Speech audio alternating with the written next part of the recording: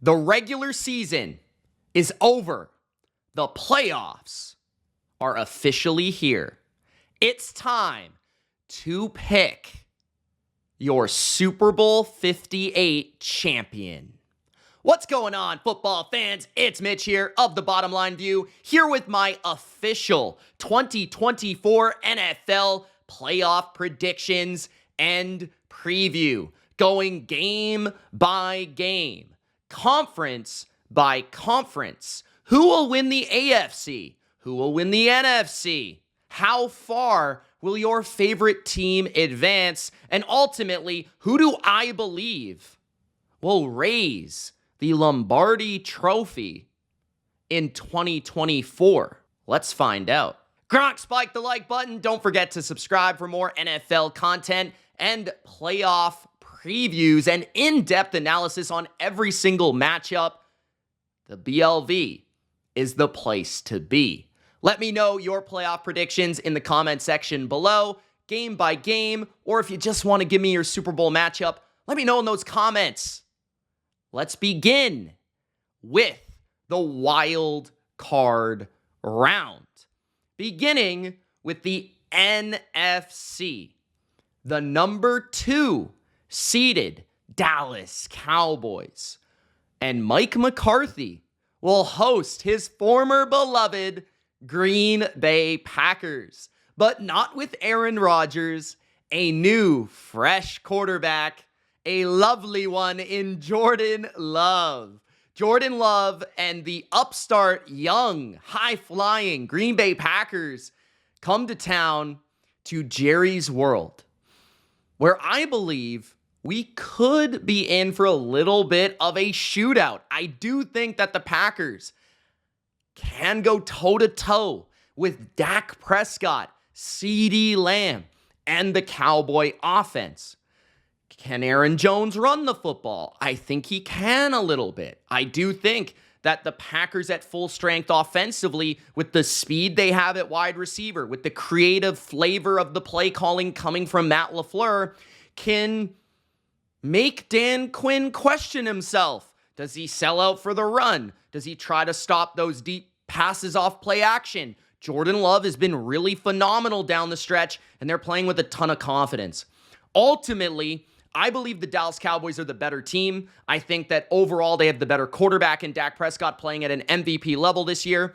And I think the difference here is I think the Cowboys defense can make more stops than the Packers. The Packers defense, led by Joe Barry, is just too flawed and too inconsistent, especially in a big game. Also considering that this is a very young Packers team with little to no playoff experience going into the hostile Dallas Cowboys stadium where they have not lost a game this year. If the Cowboys get out in front, allow Parsons and Lawrence to get to the quarterback, it's going to be really difficult for Jordan Love. But I do think and have enough faith in the Packers that they'll make it a little interesting at the end of the day. But CeeDee Lamb and Dak Prescott, Brandon Cooks, Tony Pollard, this Cowboy offense is just too dangerous, too dominant, and too consistent. I think Dallas outpaces the Packers to a 31-24 final score. Moving to our next NFC wildcard matchup, we have the number 3 versus the number 6 seed. The Detroit Lions host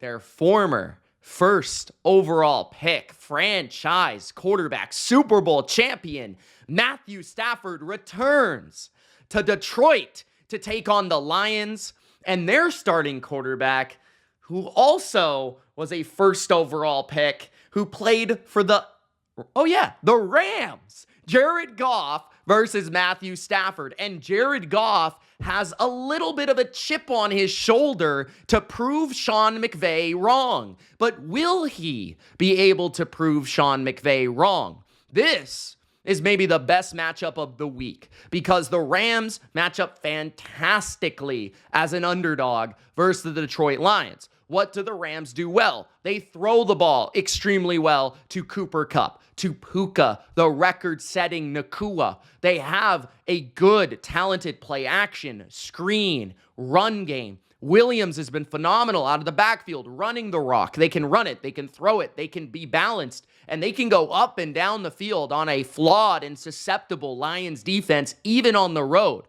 Stafford is not fearing the road. Stafford certainly doesn't fear Detroit, and I'm sure he wants to prove those Lions fans that said he could never win anything, he could never do it in Detroit, that he can walk into Detroit and beat the best team they've had in years. Now, meanwhile, I do think Detroit can move the ball. They've got a very good offense led by a very good play caller in Ben Johnson. Talk about play calling. Sean McVay, Ben Johnson, fantastic matchup here. But I also really respect Raheem Morris. I really respect his defense. I really respect Aaron Donald and the run defense they offer. And I do think they can slow down the Lions' run game, forcing this game to be on Jared Goff in a way that few have this year. St. Brown should have a big game here and catch potentially 10 to 14 balls because Sam Laporta might not even be active, which was a huge mistake by Dan Campbell, who he's going to go for it on fourth down. And this game might come down to who makes their fourth downs and who doesn't.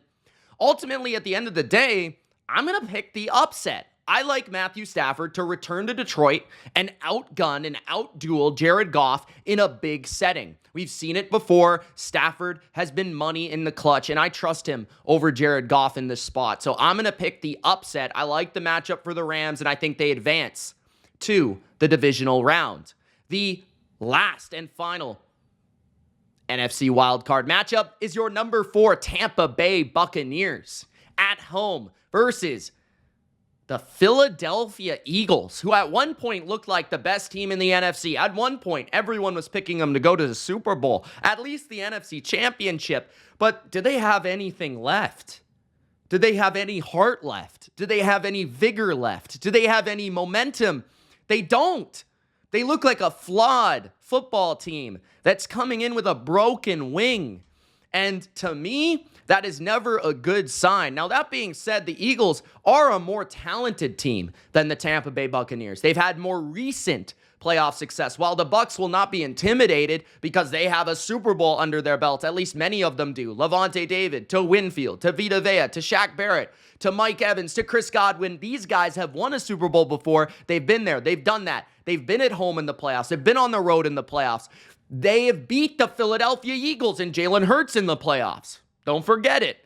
And I do believe that the first matchup this year, the Eagles are not that same team. So I wonder how this is going to go, because the Eagles were dominant in that game. The Eagles did go up and down the field throwing the football more frequently than I ever would have imagined. But I also think that Tampa Bay has grown as a football team.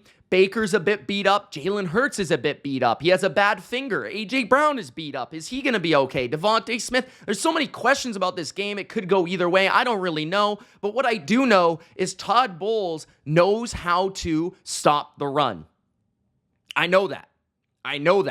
And I do believe that the Bucs will come out flying at home. I do believe that the Bucs will do everything in their power to clog the run game, to force Jalen Hurts to beat them. And Todd Bowles loves to blitz. That's the way you attack Jalen Hurts. If Carlton Davis, Jamel Dean, and Antoine Winfield in this secondary can hold up and make a few plays in this game, I do believe the Bucs offense, unlike the first game, will have some success throwing the ball. Will have a tad success running the ball, because this Eagles defense is bad. Like, the Giants can move the ball on them. The Cardinals can move the ball on them. Everyone can move the ball on them. I do think that the Bucs will find a way at home to squeak this one out 24-23. This is one I'm not sure about, but I'm leaning towards the home team, the team with better vibes, and I do believe that is Tampa Bay. Now, on the AFC side of the wild card round, we're going to begin with the 2-7 matchup, which I think is the most predictable of all the wild card matchups. And that is the Buffalo Bills and the Mafia hosting the Pittsburgh Steelers, and Mason Rudolph the reindeer made it to the playoffs. It's no longer December, Mason. It's still January, so your Rudolph power may run out. But this game could see some snow. This game could get a bit wet. This game could be a little bit mucky and yucky. And I do believe that would help the Steelers in this game. But is TJ Watt even going to be available? I don't know. He got hurt in the last game.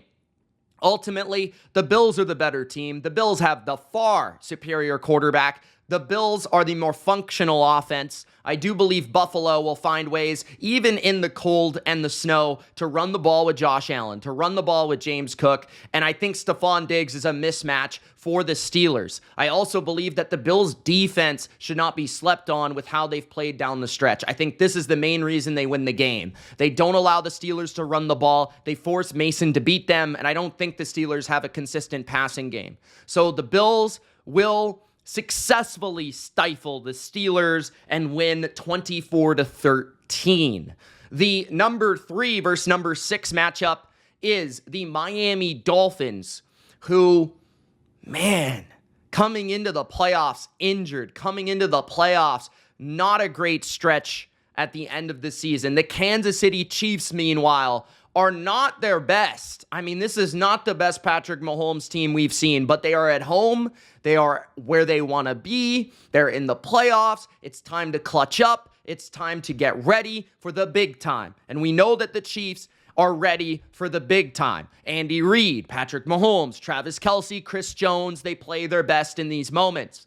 And what we know about Miami is, as talented as they are, they do have a better receiving core. They do have a better running game. They do have a more talented overall defense player for player. But what I do know about Miami is that they are not ready for the big time. They are not good in big games. They are not good versus good teams. Kansas City, while maybe they're not the most explosive they've been, maybe they're not the most efficient they've been on offense, Patrick Mahomes will come through with some plays. I do think that the defense of Kansas City actually matches up favorably against Miami. Unless Miami really runs the ball really well, which I think Spags will have a plan for, I think Tua will be under duress because I think the Chiefs' D-line is better than given credit for. I think they will get pressure on Tua, especially up the middle with Chris Jones. That will disrupt the rhythm. That will disrupt them on third down. I think this is actually going to be a lower scoring game. Miami's defense, despite their flaws and despite their injuries, will come to play with Vic Fangio, who's had good plans against Mahomes in the past. This was a defensive game in Germany unexpectedly. I think it will be expected to be a defensive game, and I think because of the cold, Miami will be shivering. I think the Chiefs win. I think the Chiefs win 23-17. The final AFC wildcard matchup is the 4 versus the 5. The Cleveland Browns at the Houston Texans, and the rookie phenom CJ Stroud at home. Now, I like this matchup a lot more that it's at home for Houston. I do feel like at home they have a greater chance. CJ Stroud is healthy this time. The Browns didn't face CJ Stroud in the first game. They faced Case Old Man Keenum. But the Browns are proving they can get it done with an old man at QB, and his name is Joe Flacco. And I know him as January Joe. If you thought I was going to come onto this video and fade January Joe as a Patriots fan, you are mistaken. I have the Browns going to Houston. As much as I like CJ Stroud, DeMeco Ryans, and this story of this team, I think their defense is too inconsistent. I don't know whether or not they'll stop the Browns' running game. I don't know whether or not they can cover Amari Cooper, which was a huge issue in the first game. And I think Njoku's playing phenomenal. Stefanski's calling great scripts, which he can copy Steichen, I believe, from that Colts matchup. And then the defense of the Browns, they can play man coverage. And with the lack of the weapons that the Texans do offer, I don't think Stroud's going to have many places to throw this ball. So I do think the Browns win fairly decisively, but I think I give enough credit to Stroud and the Texans to make it competitive. 28-20 for Cleveland, who will advance to take on the Baltimore Ravens. Now let's flip over to the NFC and talk about the divisional matchups. First of all, we've got to discuss the number 1 seeded San Francisco 49ers, fresh off of a nice, cozy bye week. Brock Purdy is ready to roll. Brock Purdy is ready to make a statement, and he plays the Los Angeles Rams at home. A team that definitely enters this game with momentum, definitely enters this game with a very good offense, and a coach that knows Kyle quite well. But as we've known, Kyle Shanahan kind of owns his son, Sean McVay. And while the Rams did beat the Niners in a Super Bowl potential matchup, an NFC championship a couple years ago, that was with a much superior Rams defense and a much superior overall team, along with home field. San Francisco has the home field. San Francisco has the better team. San Francisco has the better defense. And ultimately, that's the difference for me. I do think that the Rams will give us a show. I do think they're going to make this competitive. I do think that the Rams offense is just really hard to solve consistently. I do think Stafford will make plays. I do think Nakua and Kupp are mismatches for the Niners, but I think that matchup between the Niners pass rush and the Rams drop back passing game is going to get Stafford in problems and issues when it comes to protecting Stafford consistently. That will bring stops for the 49er defense. I also don't think the Rams will consistently be able to move the ball on the ground against the Niners either, because of the familiarity that Shanahan has with McVay's scheme. On top of that, on the other side, I just don't see the Rams getting many stops here. I think that Brock Purdy will have a big game. I do think that guys like Brandon Ayuk, George Kittle will have massive games, and you can never count out Deebo Samuel for a long play. I didn't even bring up Christian McCaffrey. I just think that the Niners will rarely be stopped, and the Niners pass rush will give them enough stops to be decisive in victory. I have the Niners defeating their rival, the Rams, 35-21. The other NFC matchup is the Dallas Cowboys taking on the Tampa Bay Buccaneers, who are a little bit limping into this game. I'm not sure how Baker Mayfield's going to look. And even if it's the Eagles, which it could be, they'll be limping into this game. So I think this game might actually, believe it or not, be easier for the Dallas Cowboys than the first game against the Green Bay Packers, because Green Bay, they're going to be fresh, they're going to be healthy, they're going to be young, full of energy, full of house money. Dallas is going to be dealing with pressure of the playoffs at home and all that stuff that comes with it. And they'll have already won a game. They'll be at home again. They'll be comfortable. Dak will be comfortable.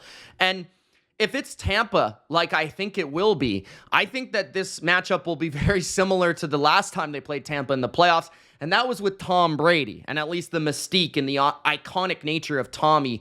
And I just don't think that Baker, especially beat up, will bring that to the table. I think Tampa will be happy with where they are at, making the playoffs, winning a playoff game, upsetting the Eagles. I think ultimately this will be a Dallas runaway victory, something like 34-16, 33-17. I do think that the Bucs, they have leaders, they have competitors, they have champions, but I just don't think they have a consistent enough running game to really threaten the Cowboys. I think that will put Baker in trouble in the pass rush department in Dallas, and I do think Dak will have a very nice day, specifically throwing to CeeDee Lamb from the slot position. So I think that the Cowboys easily and decisively beat the Bucs, which will lead to a highly anticipated NFC championship with a rematch of the Cowboys going to San Francisco. But in the AFC, in the divisional round, I think we'll have much tighter games. I think that the Baltimore Ravens playing the Cleveland Browns, being an AFC North matchup, a tough physical football game, especially with the flavor that Joe Flacco brings to this matchup. I think there's so much to love about this game. And Joe Flacco being the mystique and mystical figure, a nearly fairy tale type of player this year, going to Baltimore could lead a lot of people to pick the upset here. But I think this is just made for the Baltimore Ravens to go over, to win this game, to get to the AFC Championship for the first time, I believe, with Lamar Jackson. And that would be by defeating their old quarterback, the guy that led them to a Super Bowl, a guy that won them a Super Bowl. I think that Baltimore is just too good on both sides of the ball, and Cleveland is too beat up on defense and the offensive line to actually realistically expect them to win. They already beat Baltimore in Baltimore. I don't see it happening again. And while I do think it would be competitive and quite frankly probably defensive, I think it would be something like a 30-17 game where it's close, but the Ravens just pull away at the end.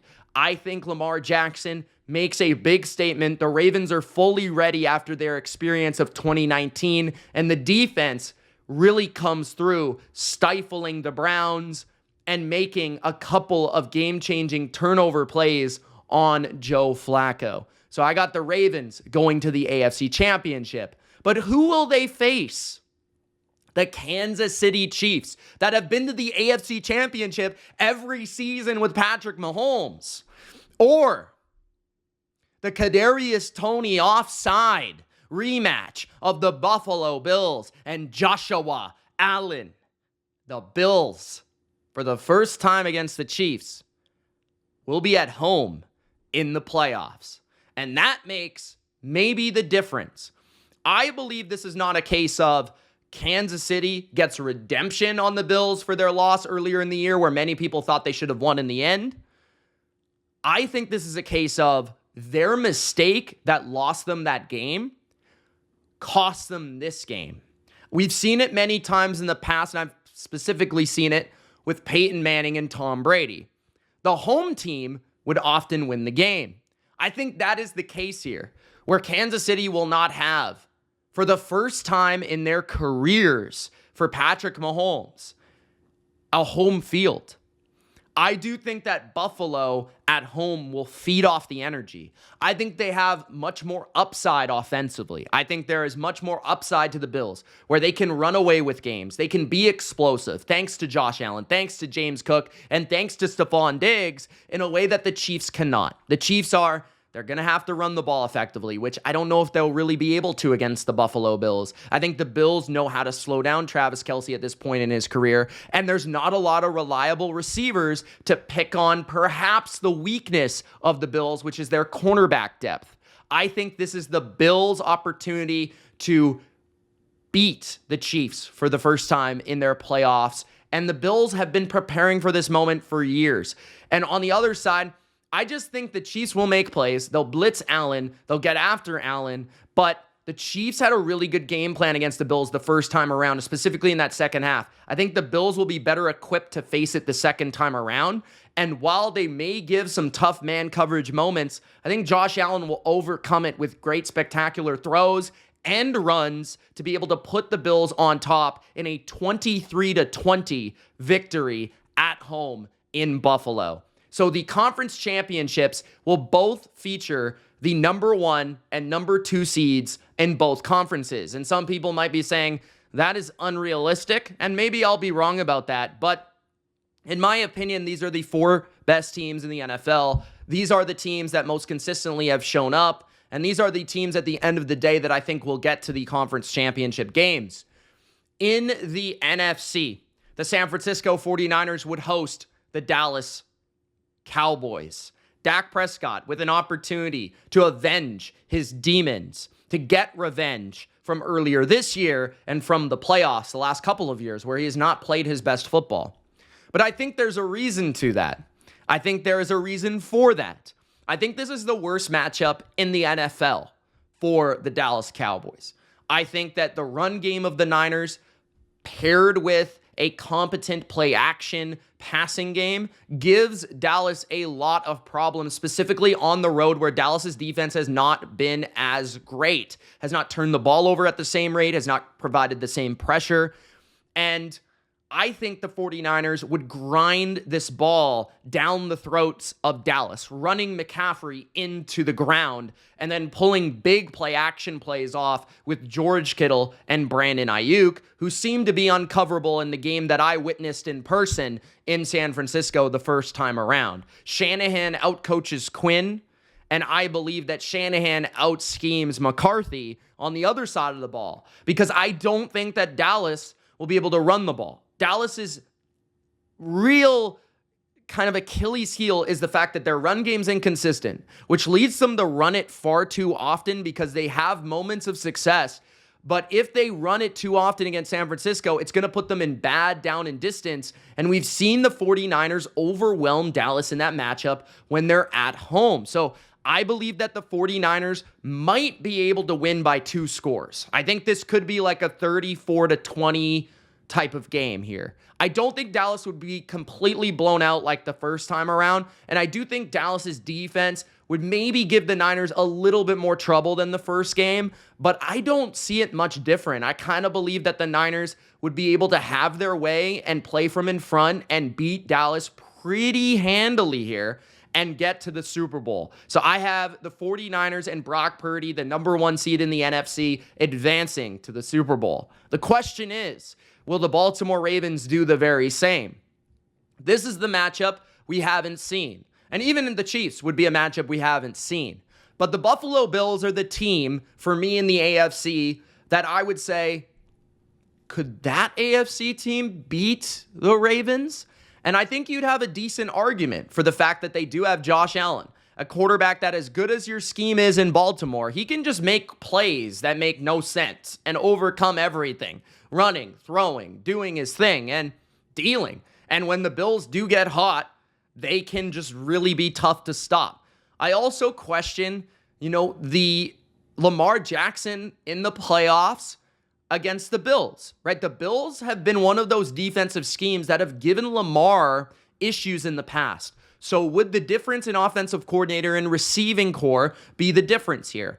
I actually think this game would be closer to a defensive game than an offensive game. I don't think this would be a shootout. I think this would be like a 24-21, 23-20 type of game, kind of similar to Chiefs and Bills, where McDermott's defense shows up. I think they'll have a good plan for Lamar in the running scheme of the Ravens, and I don't think they'll be overwhelmed by the receiving core of the Ravens either. And then on the other side, I think Allen will be able to make some individual efforts and great plays, but at the same time, I think that the Bills' offensive line would have issues with the Ravens' scheme and their ability to provide pressure from different angles. So I do feel like this could be a back-and-forth chess match between Mike Macdonald and Sean McDermott.